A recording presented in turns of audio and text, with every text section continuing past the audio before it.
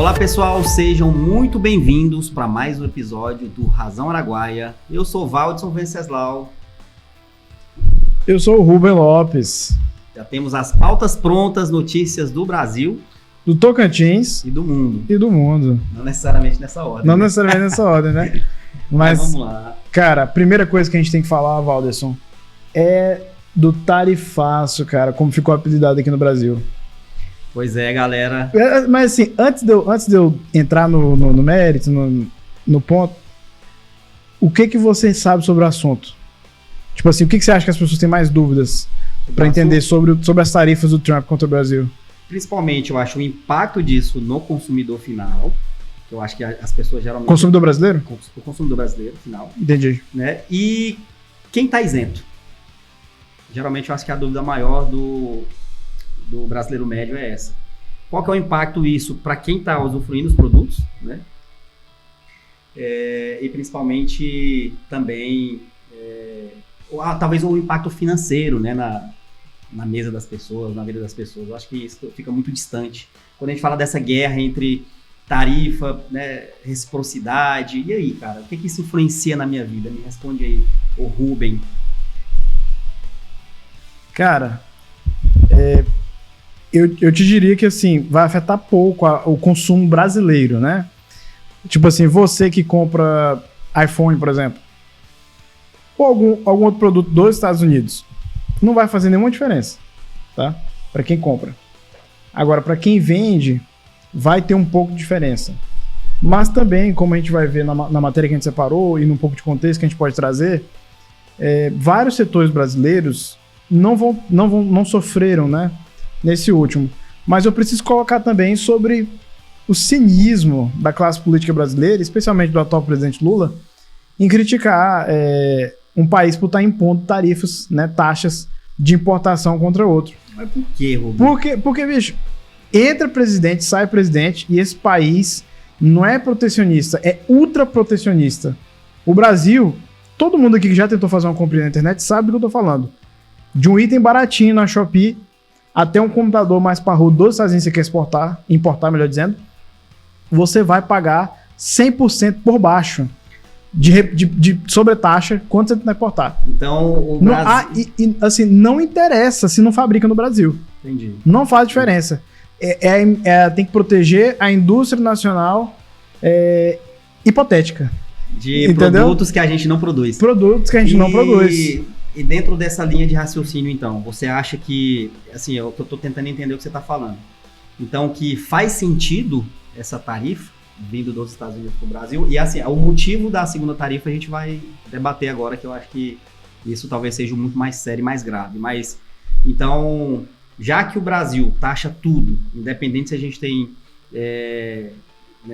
independente se isso vai atrapalhar nossa competitividade de produtos que a gente nem produz. Então, para você tá tudo ok os Estados Unidos taxar o Brasil. Não, veja bem, vamos só separar as coisas. Tá. Eu só puxei um pouco aqui no sentido que a gente não pode deixar de falar do cinismo, né? Seja da esquerda ou da direita que assumiu nos últimos anos o poder.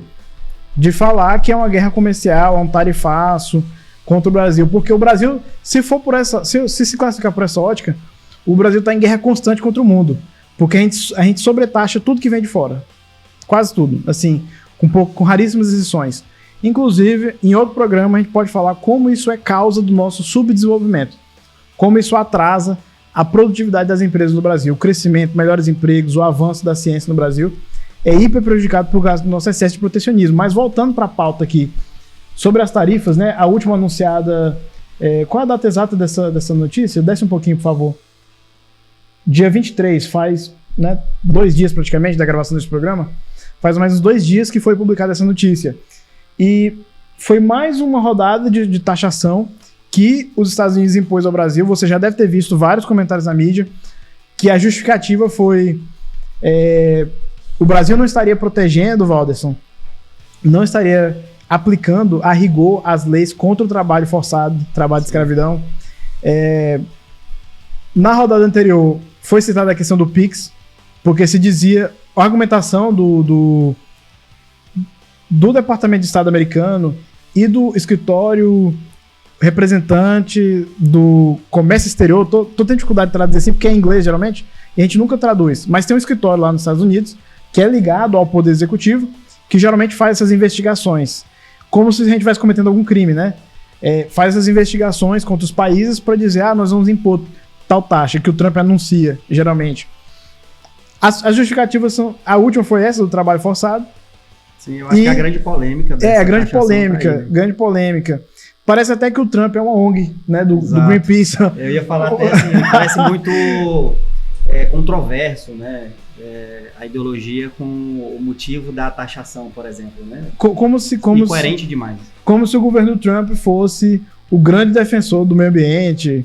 Da classe trabalhadora. Ele eliminou os subsídios para carros elétricos nos Estados Unidos, assim que assumiu. Sim. Ele removeu os incentivos para instalação de novos projetos de parques, né, de produção de energia eólica, de energia solar. Ele simplesmente é contra, como se produzir energia solar, produzir energia eólica fosse de esquerda, sabe? Sim. Lá o petróleo, né? O petróleo é de direita e a energia solar e eólica, as renováveis, são de esquerda.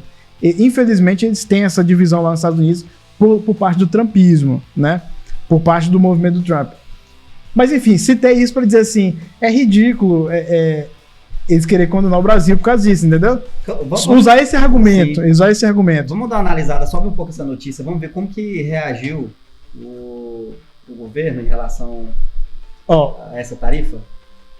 O governo nacional. Os Estados Unidos anunciam nesta quinta-feira uma nova tarifa de 12,5% sobre exportação brasileira, sob a alegação de que o país falhou em combater adequadamente o trabalho forçado. Além do Brasil, outros 59 parceiros comerciais dos Estados Unidos são afetados pela medida, com taxas que variam entre 10% a 12,5% e entra em vigor já na sexta-feira, né, ontem no nosso caso aqui. Em nota, o governo brasileiro classificou a ação como arbitrária, é aqui que eu queria ver, né, e injustiçada.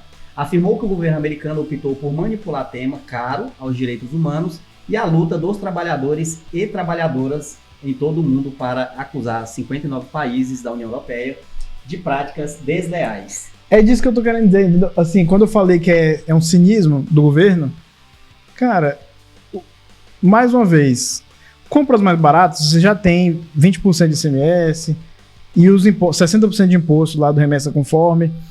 Agora, qualquer coisa acima de $50, você vai tomar uma taxação pesada. Você compra um produto para você e outro para a Receita Federal. O cinismo... É um cinismo porque, assim, uma taxa de 12%, aí, assim, a matéria vai colocar que vários produtos vão ter 37% de taxação. 37%. É a soma dos 25%. Dos 25% da rodada anterior. Mais 12,5%. Com mais 12,5%. Para quem não lembra, né, semana passada? Semana retrasada, eu acho. Semana retrasada a gente já foi taxado em 25%, né, em alguns produtos. E, assim, agora seria mais 12% sobre alguns sobre setores. A acusação de que o Brasil não está tratando devidamente com o trabalho forçado, né? Os mais afetados vão ser, assim, setor de calçados, máquinas e equipamentos. Assim, a nossa indústria, pra falar a verdade. Não, o agro tá de boa. Né? Por quê? Porque os americanos... O americano consome muito. Por exemplo, suco de laranja. O líder de exportação de suco de laranja para os Estados Unidos é o Brasil. Sim. Inclusive, assim, se eu errar o nome aqui, da Cutrale, a empresa que exporta esse suco de laranja para lá, né? Mas a carne bovina, né? Eu acho também, por causa da JBS, que é a maior empresa do mundo, né? Que é brasileira. Que agora tem sede. E tem sede lá nos Estados Unidos, tem aquele lobby, né? Sim. Super bem amarrado do Joesley Batista com o Trump. Então, aviação, a Embraer, eles não iam taxar, porque eles usam, eles têm que comprar, né? E você sabe que a aviação já é um negócio exprimido de caixa, de margem. Energia, petróleo e gás, ou seja, para não afetar o preço da gasolina nos Estados Unidos, né? O que mais? Ferro, né? Um ferro gusa, que é um ferro utilizado na indústria americana, que o Brasil produz. Mel orgânico, sucata de aço, alguns fertilizantes, né? Que é feito aqui também. Enfim, esses são os que foram poupados na rodada anterior e agora. Eu tenho olhando para o cenário, né, da política brasileira, a gente está em período de eleição. A gente tem Flávio Bolsonaro, né, que está ali com seu irmão Eduardo, né, tentando ali, né, segundo eles, fazer algum tipo de trabalho em favor do Brasil, né, e que inclusive defenderam, né, os Estados Unidos alguns dias em relação a eles realmente tentar ali entrar na questão do Pix, né? E a gente tem o Lula... Teve essa justificativa também, cara, que a gente vai comentar. Mas prossiga. Aí tem o Lula, né, que é o... Né, segundo ali, né, a tudo que acontece, ele é o que defende a soberania, né, que vai enfrentar, enfim. Cara, como que você acha hoje que vão, depois dessa taxação, principalmente sendo por esses motivos, como você acha que vai se comportar esses dois lados políticos, né? Cara, o Flávio, Eduardo, infelizmente, eles têm uma postura vergonhosa, sabe? Nesse contexto todo. Eu não acho que eles deveriam tomar lado com o Lula, necessariamente, porque, como eu te falei, é um pouco cínico a postura de criticar o protecionismo americano, sendo que o Brasil é um país super, hiper protecionista, né, desde sempre, praticamente. Enfim, eu não acho que eles deveriam necessariamente entrar no discurso cínico do Lula, do lulismo, do petismo, mas também eles não deveriam abaixar a cabeça e dizer que está disposto a negociar tudo, tá tudo na mesa, porque o Flávio falou isso. Sim.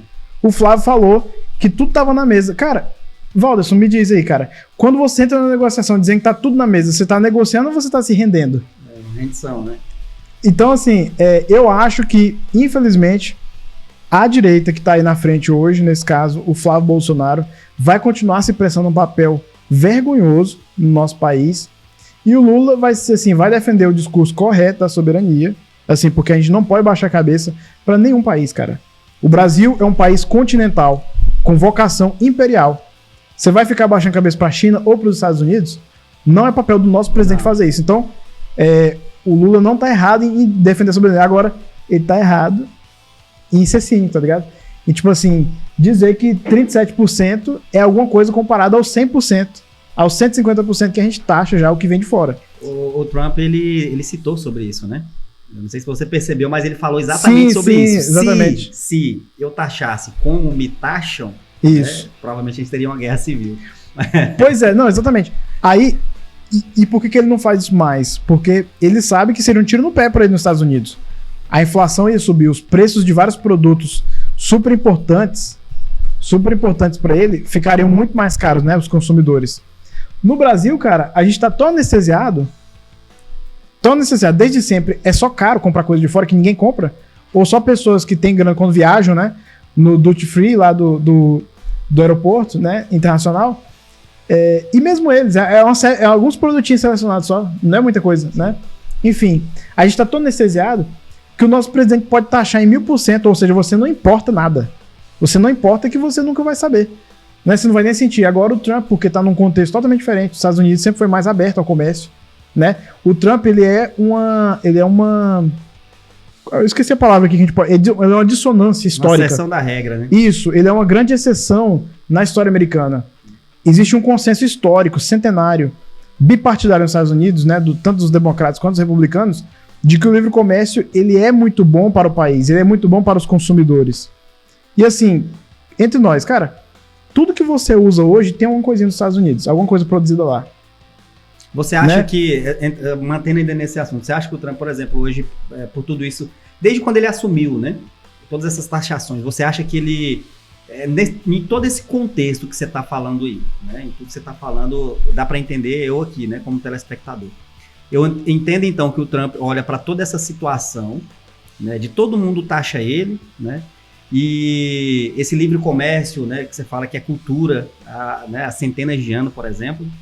Ele falou assim, por que não uma reciprocidadezinha em relação a alguns que não fazem aquilo que eu quero? Você acha que seria mais ou menos essa estratégia ou não? Deixa eu esclarecer uma coisa. A agricultura americana ela é super subsidiada, tá?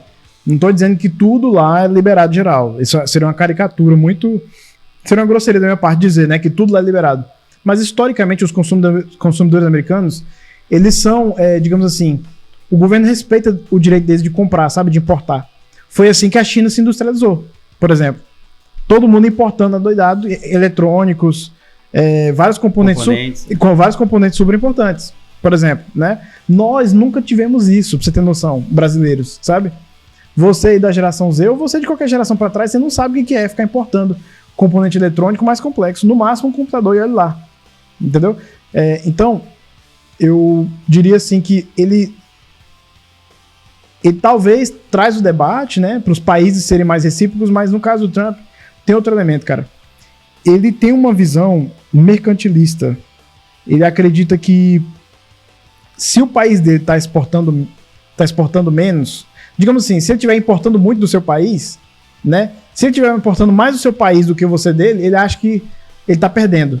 Sendo que a economia não é um jogo de soma zero. Você está em déficit constante com o supermercado. Não é isso? Sim. Todo mês você não deixa R$2.000 lá de compra? R$1.500 de compra para sua casa? Você não vai dizer que o mercado tá tirando vantagem para cima de você, por exemplo, né? Perfeito. Exatamente. Então, por quê? Porque os produtos que você compra do mercado, eles são úteis para sua vida. Você precisa deles para sobreviver, certo? A partir desses produtos, vamos além um pouco. Você é consumidor de várias coisas, digamos assim, que te permitem fazer negócio, que te permitem trabalhar, que te permite crescer, aumentar a tua produtividade, por exemplo. A sua empresa, provavelmente, você tem consumo de várias ferramentas e processos que a deixam mais rápida, mais eficiente. Por exemplo, com os países que importam tecnologia, é a mesma coisa. Por exemplo, você imagina se hoje fosse comum, até para as pessoas mais pobres do Brasil, ter computadores de última geração. Será que os jovens, as crianças, não estariam mais avançados em educação? Não teriam mais acesso a conhecimento? Com certeza. Não poderiam estar aprendendo a mexer melhor com programação, tecnologia? Estou te dando um exemplo, mas tem a outra escala ainda, que é a indústria, que precisa de componentes e equipamentos que não faz no Brasil. E aí quem é que consegue comprar e importar? Geralmente é o grande ou amigo do presidente. Ele consegue lá no Ministério de Comércio e Indústria Exterior do Brasil e fala, me arruma aí uma exceção, me coloca aí com licença para importar sem pagar imposto, enquanto que podia ser para todos os empresários. Você concorda comigo? Poderia ser para todos, né? E qual que é o desfecho? Assim, na verdade, não é que é o desfecho.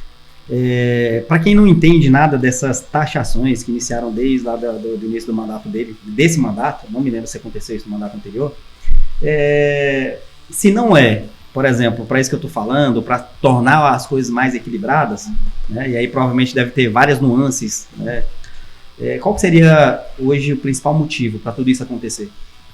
Cara, eu acho que assim, o Trump, ele usa a taxação como mecanismo para fazer a vontade dele acontecer contra outros países.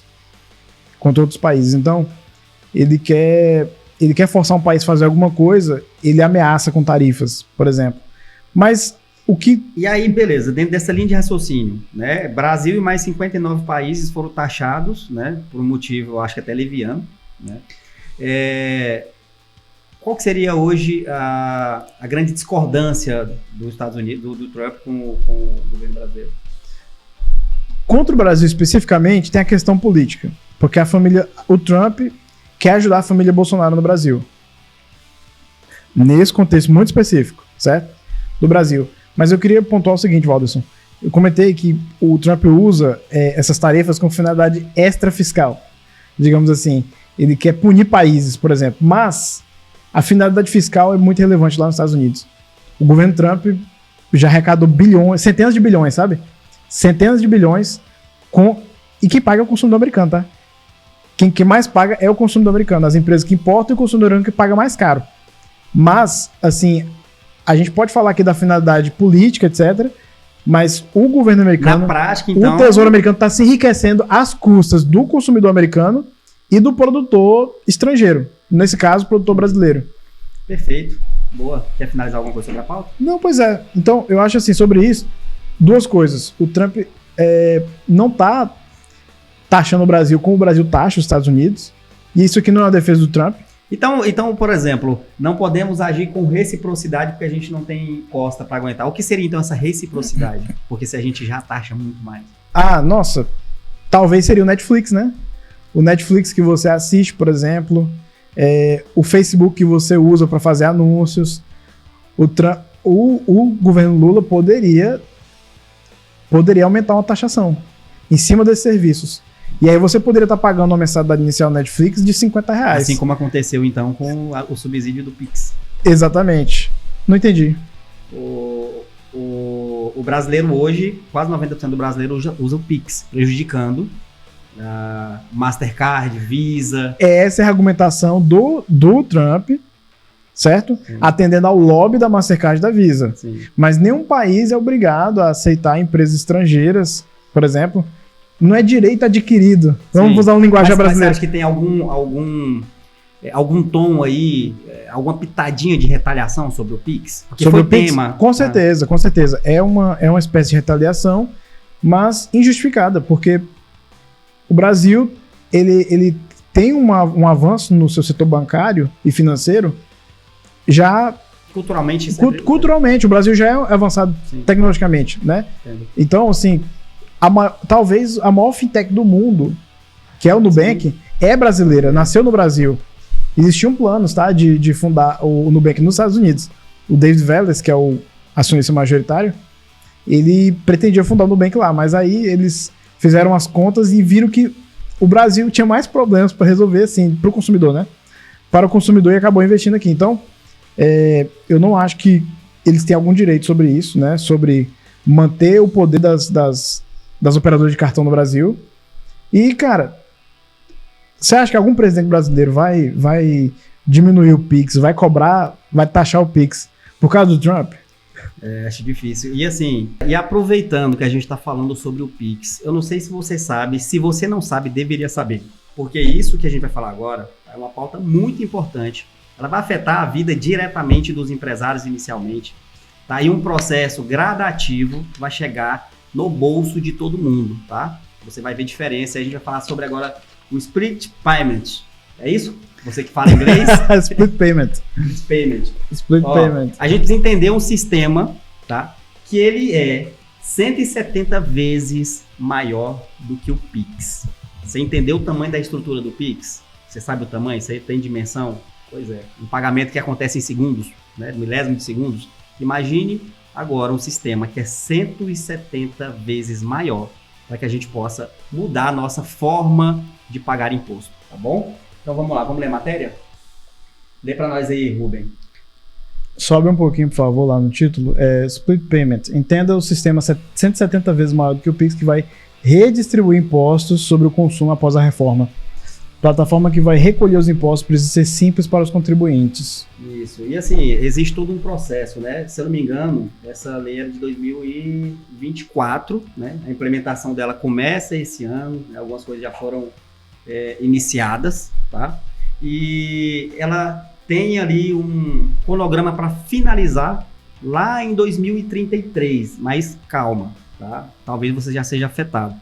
Você, né, que de alguma forma faz negócio de empresa com empresa, você tem contrato PJ, você compra de um fornecedor, você vende para empresas, você será o primeiro afetado, tá? E assim, 2027, a gente pode subir mais um pouquinho a matéria, que a gente deve chegar nessa... Descer, na verdade. Descer um pouquinho a matéria. Em 2027, né, eu acho que de forma gradativa, a gente já começa a sentir isso, tá? Inicialmente é B2B, né? O que é B2B, Valderson? B2B é, né, negócios de empresas com empresas. CNPJ com CNPJ? CNPJ com CNPJ. Gradativamente isso vai, né, afetando, vai chegar ali na vida de todo mundo, tá? E como que funciona hoje e como que isso vai funcionar futuramente? Hoje, Rubem, como é que funciona? Quando você compra, por exemplo, um celular, né? O lojista que recebeu esse pagamento, ele recebe o valor integral, certo? Comprei de R$5.000, um iPhone 14 Pro Max, certo? Paguei R$5.000, o lojista recebeu ali um pagamento no Pix, no cartão de crédito, no débito, né? Ele vai receber o valor integral. A partir da implementação desse sistema, vai chegar na conta do empresário apenas o que é dele. Você entende? E o imposto, ele vai ser direcionado automaticamente por quem estiver transicionando aquilo, tá? Já para a Receita Federal. Então você vai ter seu lucro líquido sobre aquele produto, né? E a Receita Federal já faz ali a retirada do imposto dela, né? E se eu não me engano, eu li sobre isso. A tradução é pagamento repartido, fracionado, dividido, né? Será que uma imagem boa é assim, eu tô jogando uma banana pra você, diga, né? Aí. Tô arremessando uma banana pra você, é o pagamento. Certo. E aí a receita é uma faquinha que passa, só cai o seu pedaço aí desse lado, entendeu? Exatamente, vai ser exatamente tipo assim, cortou, pá, um pedaço não chega até você e o outro, só chega um pedaço até você, para resumir. E assim, como que eu faço para que eu me adeque a isso, para que isso impacte menos a minha vida? E assim, pessoal, vamos entender o seguinte, vamos entender o cenário do pequeno empreendedor, né, ou do médio, do grande. Antes, se a gente recebia integralmente esse valor, né, e eu demorava ali mais ou menos 40 dias para pagar esse imposto, não é isso? Eu fechou o mês, emito uma nota, né, emiti a nota, né, tudo aquilo que eu vendi, eu vou emitir uma nota e lá no final do outro mês eu vou pagar sobre aquele valor. Eu trabalhava aquele valor daquele imposto na minha conta como um capital de giro gratuito, né, zero imposto, e eu poderia inclusive comprar mais outro celular, por exemplo, revender também, talvez daria tempo de eu fazer essa transação algumas quantidades de vezes. Até chegar ao imposto, você já rodou vários celulares com aquele dinheiro. Exatamente. Então, né, nesse cenário atual, quem hoje não trabalha com capital de giro, talvez seja o mais afetado. Valdisson, explica pra gente aqui, cara, o que significa hoje uma empresa ter capital de giro? O que é isso na prática? Tem empresas hoje, a maioria delas, tá? E aí eu vou falar, a exceção da regra é a empresa hoje, ela conseguir trabalhar com um dinheiro, vamos supor, um dinheiro guardadinho na gaveta ali, né? O suficiente para ela bancar toda a despesa do mês dela, sem que ela conte com aquilo que ela tem de transação para que ela possa faturar naquele mês. Vamos falar em valores? Suponhamos, eu tenho uma empresa que fatura 100 mil. Isso. Certo? Eu tenho minha despesa que gira em torno de 87 mil reais, 85 mil, Meu Deus. Um lucro de 15 mil reais. 15% de lucro. Certo? Tá ok. Independente se eu tenho ou não tenho, né, negócios, né, para fechar esse mês, eu já tenho esse mesmo valor guardado. 100 mil? 100 mil reais. Eu tenho um capital de giro de 100 mil reais, que é o suficiente para que eu consiga manter minha operação aberta, independente do que aconteça. Por um mês. Aí depende do tamanho do seu capital de giro, né? Entendi. Eu tenho capital de giro hoje equivalente a um mês de faturamento da minha empresa. Então, essas pessoas que já trabalham dessa forma, que são pouquíssimas, a exceção da regra, a gente está falando de um empresário, né, que ele trabalha no limite. É assim que funciona. Todo empresário hoje, pessoal, acreditem no que eu estou falando para vocês, tá? Vocês podem ver muita historinha bonita de empresários, mas a maioria do empresário brasileiro, ele trabalha no limite. Então, quando algo dá errado para ele, a primeira coisa que ele vai fazer é jogar o imposto dele para frente, tá? Isso é o que eu estou falando, que o cara que não tem capital de giro, ele não vai conseguir fazer isso mais lá na frente. Aquilo é automaticamente tirado daquela transação, tá? Comprei o celular ou vendi o celular, o imposto dele é R$500, eu vou receber 4.500 na minha conta, os R$500 ele já vai direto para a Receita Federal, porque foi transicionado, né, para algum intermediário ali, que é um banco, por exemplo. Isso você está descrevendo já o split payment em ação. Em ação. Mas na realidade hoje, você recebe os 5 e fica com você. Você pode gastar aí no bocado até chegar o dia do pagamento do imposto. Mas eu achei interessante que você comentou que uma minoria dos empresários tem um dinheirinho guardado, uma poupança do negócio. O capital de giro é a poupança do negócio? O capital de giro seria a segurança do negócio. A segurança do negócio. Exato. Então você está me dizendo que a maioria das empresas hoje, o empresário está correndo atrás do tempo para sobreviver. Ele não tem um respiro assim de, pô, se eu não vender esse mês, eu não tô acabado. Você já percebeu que existe um programa de reparcelamento de impostos no início do ano? Principalmente lá no Simples Nacional? O Refis? Sim. Sim. Existe um parcelamento. E assim, eu não tenho dados sobre isso, mas a grande maioria das empresas, elas vão lá em janeiro, ela faz uma vez, ela faz 2 vezes, ela faz 3 vezes, até 5, sei lá, 7, 8 anos de vida, ela vai fazer algum tipo de movimentação assim. Ela vai trabalhar aquele imposto de uma forma, né, com que lá na frente ela vai conseguir pagar aquele imposto, ela vai talvez até conseguir bancar todas as despesas fixas dela, né? Mas o imposto não necessariamente é uma prioridade para ele, certo? Esse cara, ele já sofre porque ele não tem o quê? O capital de giro, ok?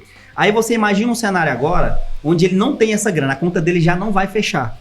Então ele não tem, né, esse empréstimo, vamos dizer assim, esse capital de giro do imposto para trabalhar por causa dessa nova ferramenta, né, muito poderosa, 170 vezes maior do que o próprio Pix. A gente está falando aí, pessoal, de um investimento de 2 bi, tá? 2 bi. Cara, tu imagina tu criar uma empresa hoje de tecnologia que tu gastaria 2 bi nela. Exatamente. Já pensou no tamanho desse negócio, cara?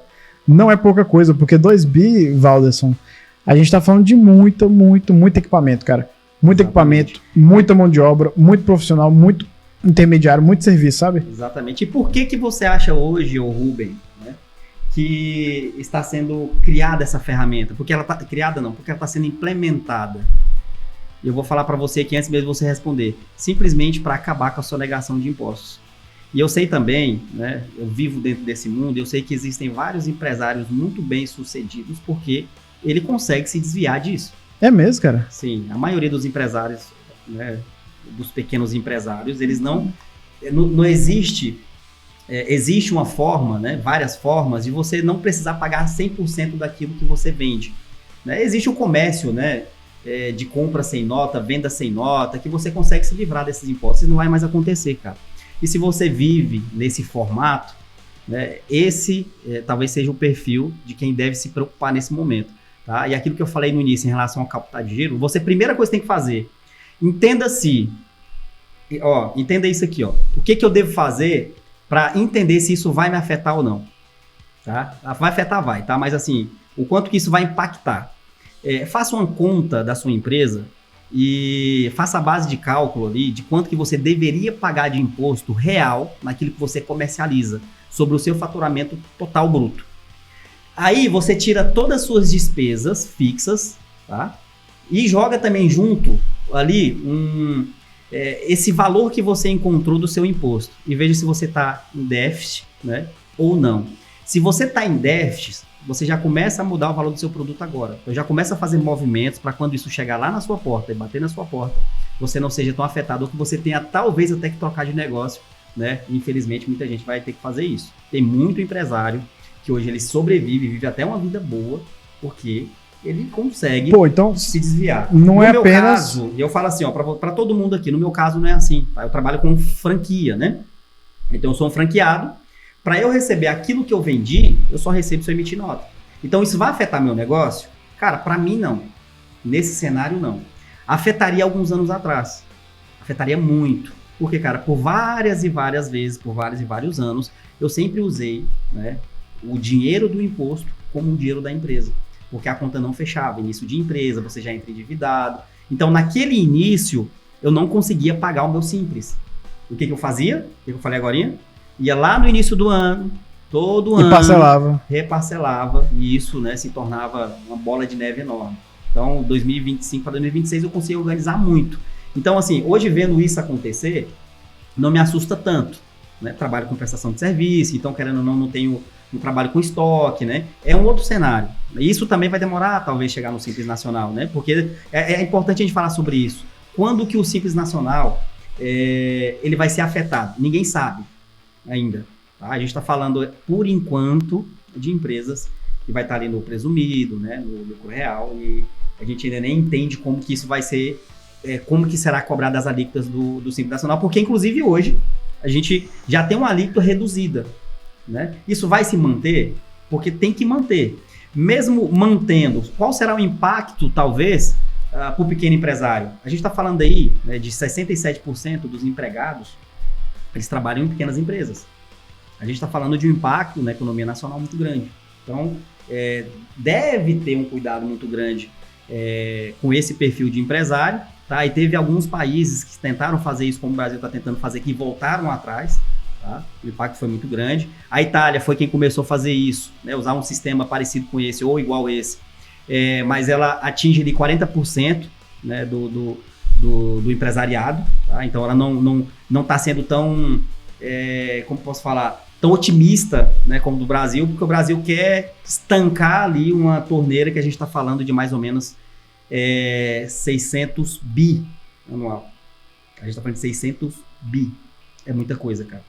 Cara, me diz assim, digamos que eu vendi hoje aqui um produto de R$100 e o Split Payment já está funcionando. Certo. Já está funcionando o Split Payment e o cliente fala assim, dentro dos 7 dias, porque o cliente tem até 7 dias. Produto em geral, até 7 dias, não interessa. Falou, eu quero devolver aqui, eu quero o dinheiro de volta. Como é que faz, Walderson? Eu só recebi, sei lá, 70% do valor. 80% do valor. Como é que eu fico nessa hora? Eu tenho que devolver tudo pro cliente? Eu tenho que pagar do meu bolso? Ou a Receita devolve na hora ali, com clique, como é que vai ser? A gente falou sobre o assunto, o capital de giro, ele vai ter que atuar exatamente nisso, porque não tem como, cara, o cliente ele não pode ser lesado. Ele está no direito dele, se ele for devolver a mercadoria, né, tiver dentro da regra ali, né, do código do consumidor, você tem que devolver 100% do valor para o cliente. Agora aí que o negócio pega, cara. Imagina um cenário, presta atenção aqui, ó, ele colocou um cenário hipotético aqui. O cliente chega na tua loja e você vende para ele um produto de R$1.000. Vou colocar 28% de imposto, né? 25%, vamos arredondar o negócio.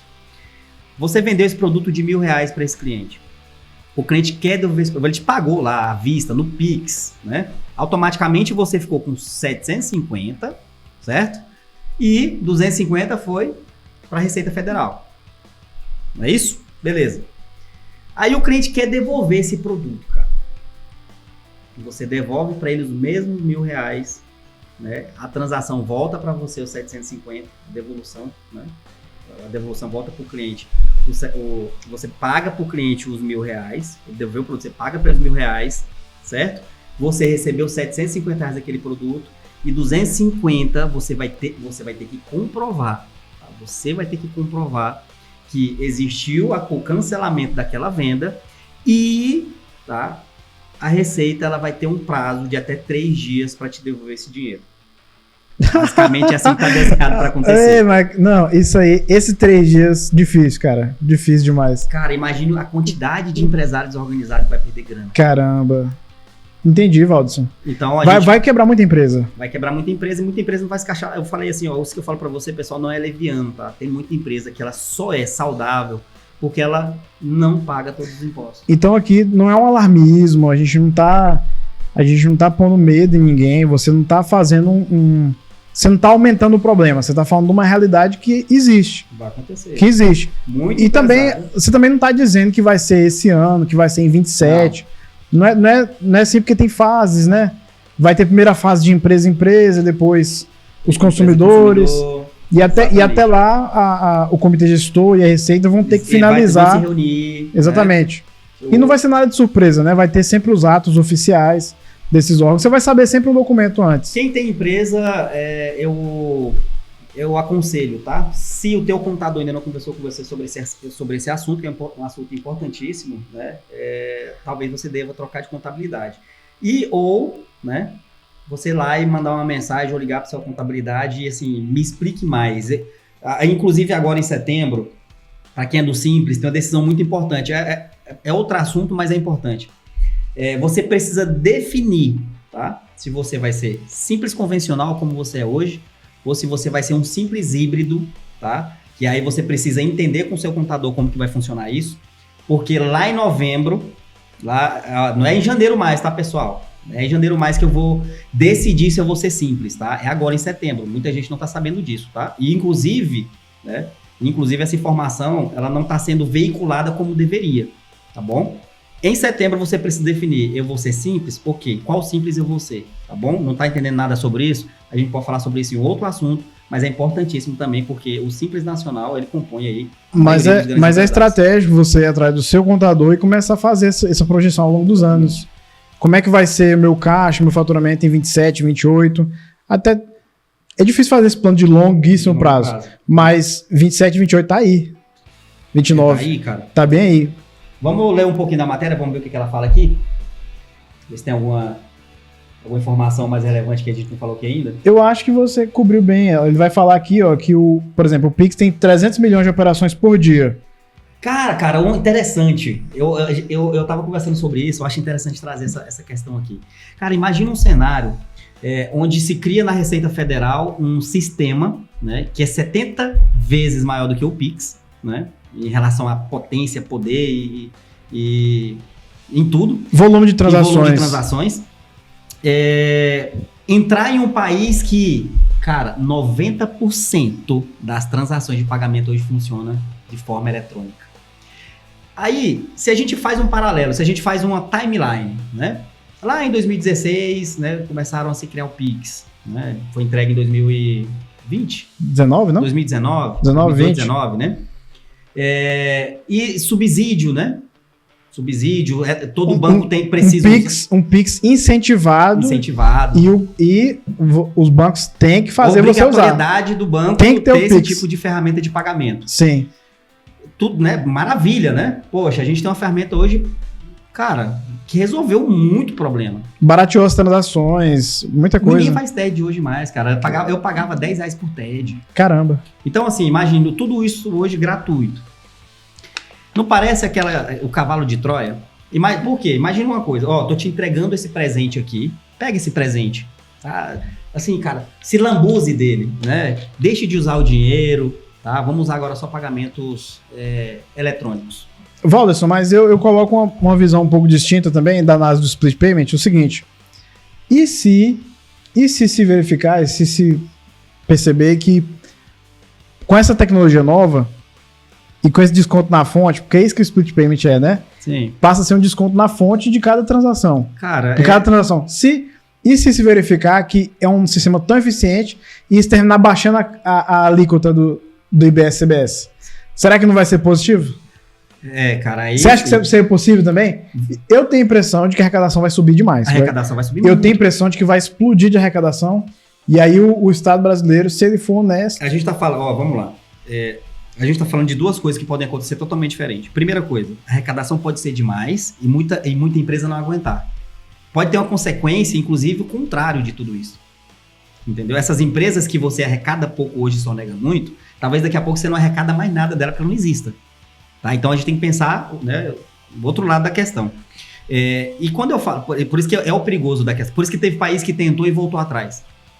Porque você está afetando muito a economia do país. O cara que produz, o cara que sonega, ele não é de todo fato um vilão da história. Você sabe por quê? Diga. Esse cara às vezes emprega. Ele emprega pessoas. Esse cara movimenta a economia. Verdade. Entendeu? Então ele não é só um vilão, ele é um cara que está sobrevivendo, essa é a realidade. Se a gente for olhar hoje como que é a realidade da tributação, esse cara que está tentando uma forma de sobrevivência. E nessa sobrevivência ele emprega pessoas, ele paga salário de pessoas que movimentam a economia. E se esse cara, por causa agora desse novo sistema, ele não consiga sobreviver? A gente está falando de desemprego, então existe a parte ruim do negócio também. Então, a arrecadação, por mais que pareça, né, que vai ser desse tamanho, não, cara, ela não vai ser desse tamanho. Né? Ela tem um risco muito grande de dar muito errado, um tiro no pé como deu alguns outros países, porque existiu um país que tentou fazer a mesma coisa. Entendi. E voltou atrás. Você citou a Itália, por exemplo. A Itália começou, mas teve, eu não sei se Polônia, mas teve um outro país que tentou fazer exatamente como o Brasil está fazendo. E teve que voltar atrás, tá? Pode ser que dê certo pra gente, pode ser que a consequência disso realmente seja diminuir o imposto, porque tá arrecadando mais, mas assim, olhando para o nosso país, para a política que a gente convive, você acha que é possível, por exemplo?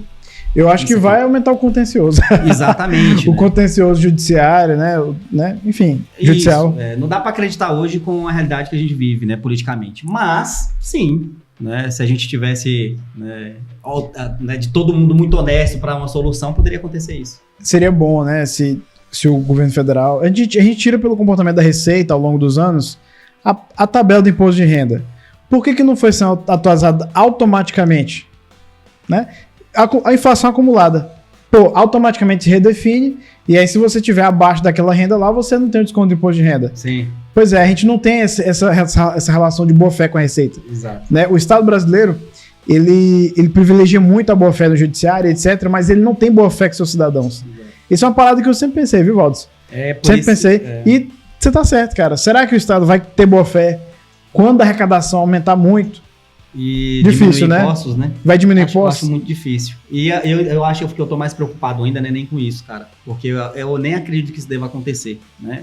Eu me preocupo porque, assim, em alguns cenários, eu falei, em alguns cenários anteriores e anos anteriores, se isso acontecesse, por exemplo, eu teria fechado as portas. Entendi, cara, entendi. Por causa da falta de capital de giro para poder trabalhar a grana, né? E para você poder manter suas coisas em dias. Você não acha que talvez nessa realidade, você saber, cara, eu vou ter 70% do dinheiro que entra. Você não teria feito um planejamento já orientado nessas condições?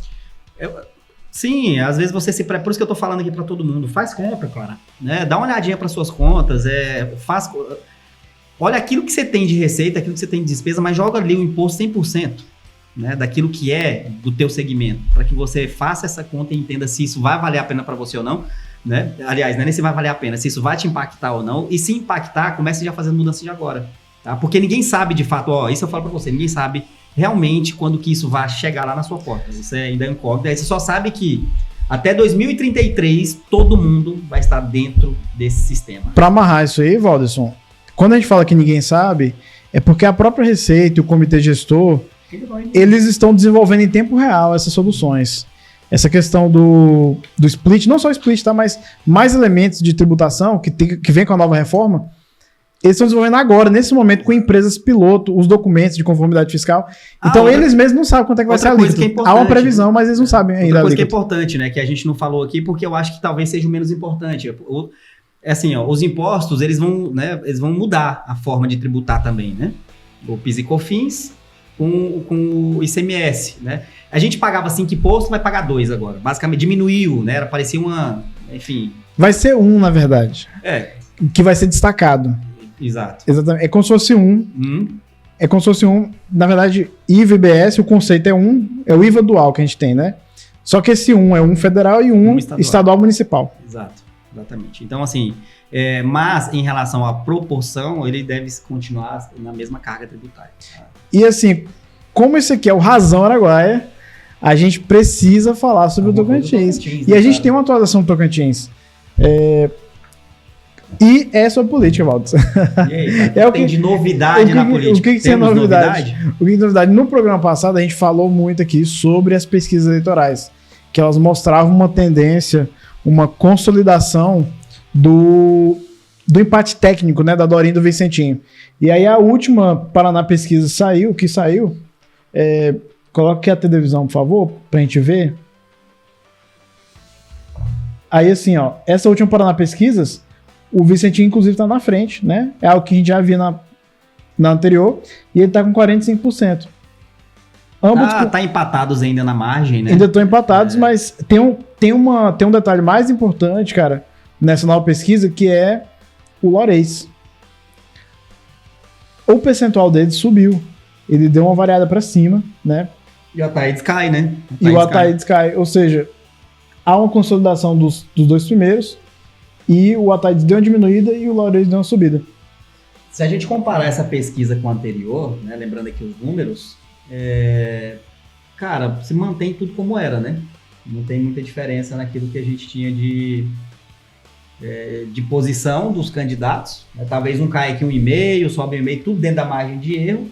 Mas se a gente falar de Laurez e Ataídes, que estavam tecnicamente empatados, eles saem aí, tá? Da margem de erro. Ataídes e o Laurez. Entendi. Né? Saíram da margem de erro, né? Então... Agora a gente já tem de fato um terceiro e um quarto, né? Exatamente, o Laurez está em terceiro. Walderson, e o Laurez em terceiro, cara? Né? Criando vantagem com o Ataídes, na frente do Ataídes. Isso é bom para a direita no Tocantins? Tudo indica que ele vai decidir, né? Para onde o apoio dele for, vai ser decidida a eleição, né? Até aqui dá para fazer essa leitura, mas para a direita não, cara. Se a gente olhar essa nova notícia aqui agora, ele é o candidato do PT no Tocantins, tá? A aliança tá feita. Palanque do Lula. Palanque do Lula. Exatamente. Né? Talvez acho que a grande novidade, né, desse episódio pra gente falar de política Tocantins seja isso, né? O presidente, o William, né, soltou essa notícia aí durante essa semana, né? Então a aliança tá feita. Se eu não me engano, tem até um sloganzinho, né? Sobe em cima, sobe mais um pouquinho. Só uma curiosidade. Nessa foto aqui, esse aqui é o marido da ex-prefeita Cíntia, certo? Eduardo Montoan. Uhum. Ele é do PSD, né? Por isso que tá aí. Você acha que a Cíntia vai apoiar o Laurez? No PSD? Ela tá no PSDB ainda, né? Não tenho... A campanha do 2Ls, tá? É o slogan dos dois. Bom. Caramba.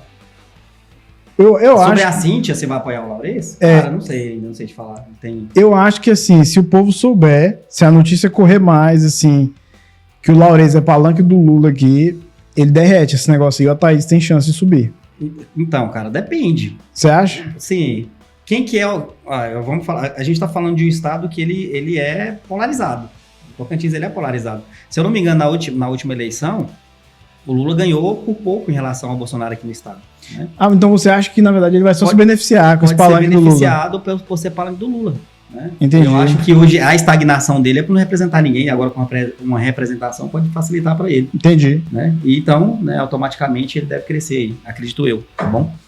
E quem que é palanque do Flávio Bolsonaro?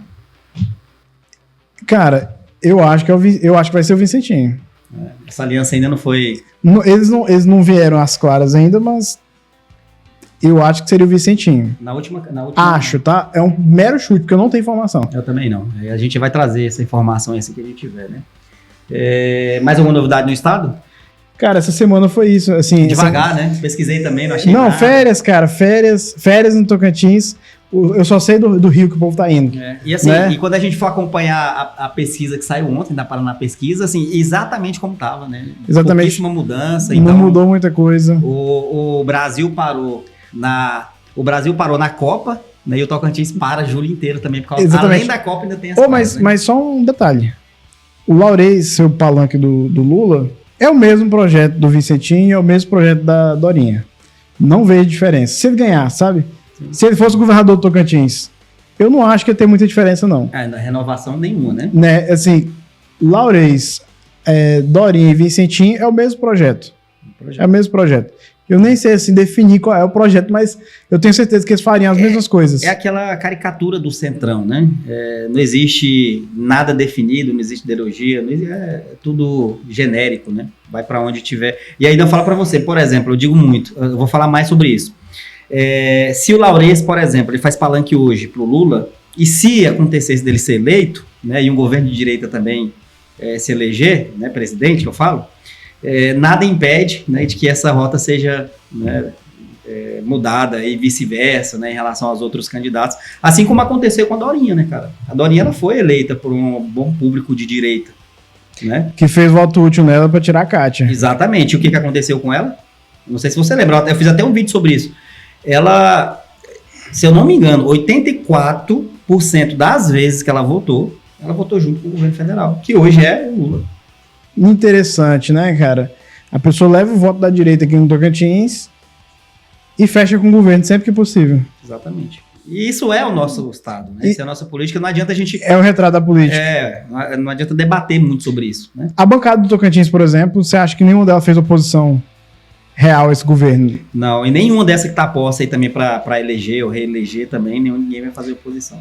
Eduardo, Irajá, os deputados federais todos... Nenhum deles. Você acha que é tudo centrão, a bancada do Tocantins? O Tocantins é centrão. Todo o Tocantins é centrão. Culturalmente centrão. Não existe ideologia no Tocantins. Mesmo deputados como Felipe Martins, Eli Borges, que são do ramo evangélico. Também. Você acha que eles são centrão também? Fisiologicamente, todos centrão. Caramba. Tocantins ainda tá... A gente ainda vai viver esse momento, tá? De ter projetos ideológicos no Tocantins. Teremos esse momento. Eu acho que a gente já está bem maduro para isso, né? Alguns estados saíram na frente, né? Desde 2018, né? Alguns estados começaram a sair na frente, e a gente provavelmente deve polarizar não em nomes, né? Mas em ideologias. Isso que deve acontecer com a gente. Até porque a gente precisa debater, né, sobre alguns assuntos. A gente precisa colocar na mesa aquilo que é bom, aquilo que é ruim. Enquanto a gente tiver fisiologicamente representantes do Centrão, isso nunca vai acontecer. Né? O Centrão, ele é a interdição do debate. Exatamente. Não existe debate com o Centrão. Isso. O único plano deles é a própria carreira, para resumir. Se reeleger, subir para um posto maior. Mas, assim, visão para esse estado, visão para essa região, é secundário. Se tem, é secundário. No projeto de cada um, certo? Eu até assim, sendo otimista em relação a tudo isso, por que eu falo que eu acho que isso muda, né? Aquele movimento que aconteceu lá em 2016, 2018, né?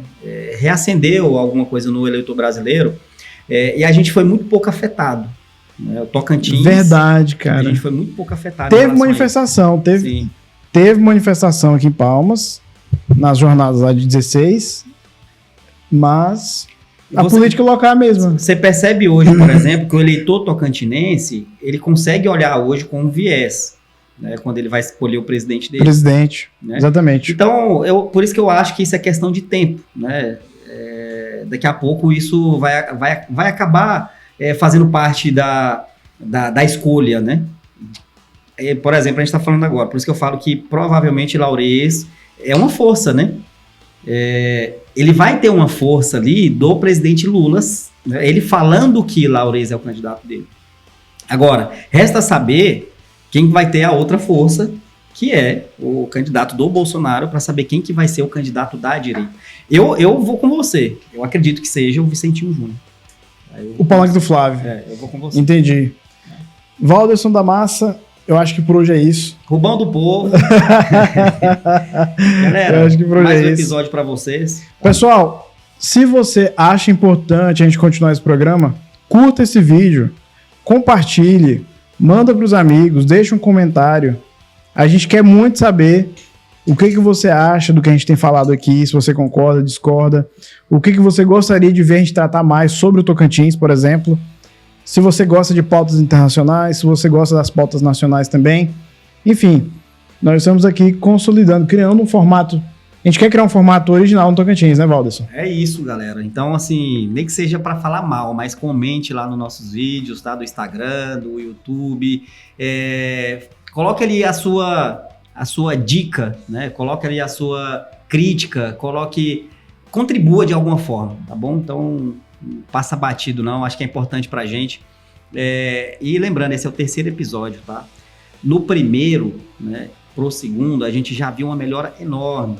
Pro terceiro agora, talvez nem tanto, mas o compromisso aqui é grande, tá? Só para vocês terem noção, a gente tá aqui mais ou menos 4 horas, tentando entender máquina, tentando entender cenário, tentando entender várias coisas para que isso fique cada vez melhor, beleza? Então, seja coerente com o nosso esforço, tá? Faça seu esforcinho que é muito pequeno de dar o like lá no nosso vídeo, compartilhar com aquele que você acha que também possa gostar muito do nosso conteúdo, beleza? E até a próxima. Até a próxima, pessoal. Muito obrigado para quem assistiu.